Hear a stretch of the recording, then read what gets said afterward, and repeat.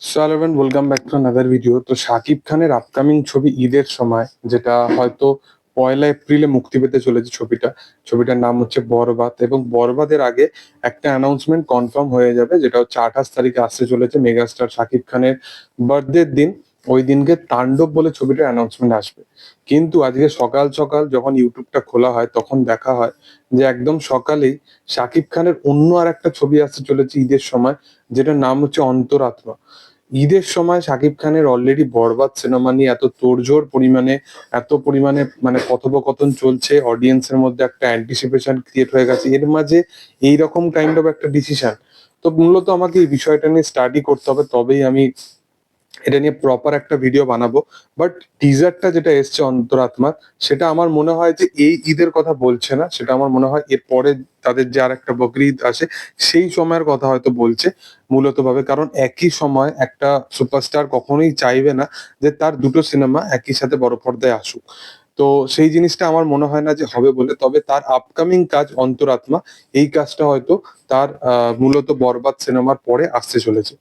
মূলত এই কাজের টিজারটা আমি যেটা দেখে আমি বিচার করে যেটা যদি বলি, সত্যি কথা বলতে শাকিব খানের পোর্শন গুলো খুব ভালো, এবং শাকিব খান এখানে ভালো ইম্প্যাক্টফুল পারফরমেন্স দিয়েছে, সেটাও দেখে ভালো লাগছে।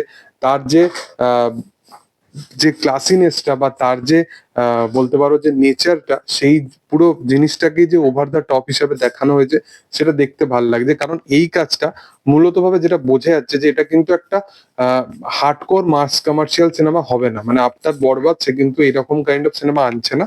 এই কাজটা কিন্তু সচরাচর একটা স্টোরি লাইন, ইম্প্যাক্টফুল স্টোরি লাইনের ওপর বেস্ড করে হবে। যদি স্টোরি ভালো হয়, গল্প যদি ভালো হয়, এবং পুরোটাই কিন্তু পারফরমেন্সের ভিত্তি করে কিন্তু এই ছবিটা আনা হচ্ছে। এবং ছবির যেরকম টিজার দেখলাম, ভিজুয়াল দেখলাম, লুক এন্ড ফিল দেখলাম, এগুলো কিন্তু মানে অন্যান্য যেরকম বাংলাদেশীয় সিনেমা হয় সেই রকম ভাবে ট্রিট করা, মানে মানে বরবাদের মতো নয়।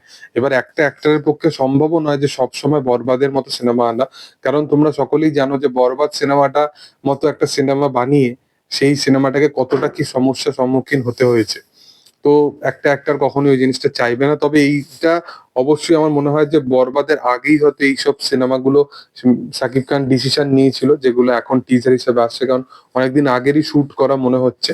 তবে যেটা কাহিনীটা মনে হচ্ছে সেটা হচ্ছে ফ্যামিলি ওরিয়েন্টেড ছবি না হলেও, ফ্যামিলি ড্রামা ওরিয়েন্টেড ছবি না হলেও একটুখানি কিন্তু ওভার দ্য টপ বা লার্জ দ্যান লাইফ থাকতে চলেছে, অ্যাকশন থাকতে চলেছে, একটা রোম্যান্সে ভরপুর একটা কাজ আসতে চলেছে অন্তরাত্মা।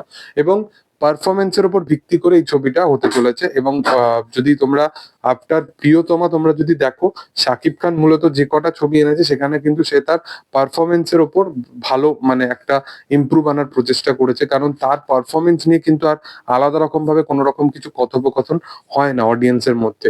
তার পারফরমেন্স সবসময় সে ভালো দেওয়ারই চেষ্টা করেছে, এবং অন্য অন্য ধারার ছবির সাথে সে যুক্ত হওয়ার প্রচেষ্টা করেছে। তো যাই হোক, তোমাদের কি বক্তব্য এই বিষয় বস্তুটাকে নিয়ে, সেটা অবশ্যই কমেন্ট সেকশনে জানাতে পারো।